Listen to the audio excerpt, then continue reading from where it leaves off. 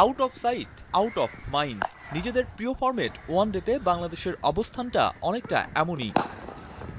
৮ মাস আগে আফগানিস্তানের বিপক্ষে সবশেষ ৫০ ওভারের ক্রিকেটে জয়ের মুখ দেখেছিল বাংলাদেশ। এরপর ওয়েস্ট ইন্ডিজ সফরে হোয়াইট ওয়াশের তিক্ত স্বাদ আর চ্যাম্পিয়ন্স ট্রফিতেও টানা হারের লজ্জা।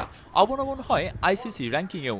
সব মিলিয়ে ফেভারিট ফরম্যাটে টানা ৬ ম্যাচ হারে প্রশ্ন ওঠে টাইগারদের সামর্থ্য সক্ষমতা নিয়েও।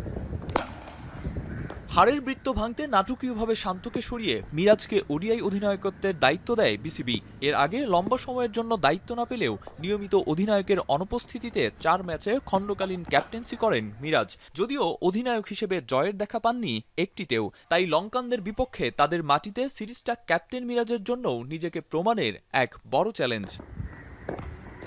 বোলিংয়ে তাসকিন আহমেদের ফেরা নিঃসন্দেহে বাংলাদেশের জন্য দারুণ খবর। তবে দুশ্চিন্তার জায়গা ব্যাটিং। টি-20 আর টেস্ট খেলার মধ্যে থাকাটা শেষ পর্যন্ত ওয়ানডে ক্রিকেটে প্রভাব ফেলে কিনা সেটিও যথেষ্ট চিন্তার খোরাক যোগাচ্ছে টাইগারদের। তবে অতীতের ব্যর্থতা ভুলে জয়ের দিকেই চোখ থাকবে মিরাজদের। আর সেই মিশনের প্রথম পরীক্ষায় কলম্বোতে দুপুর ২টায় শ্রীলঙ্কার মুখোমুখি হবে বাংলাদেশ। আরিফুল ইসলাম সাহাব, এখন।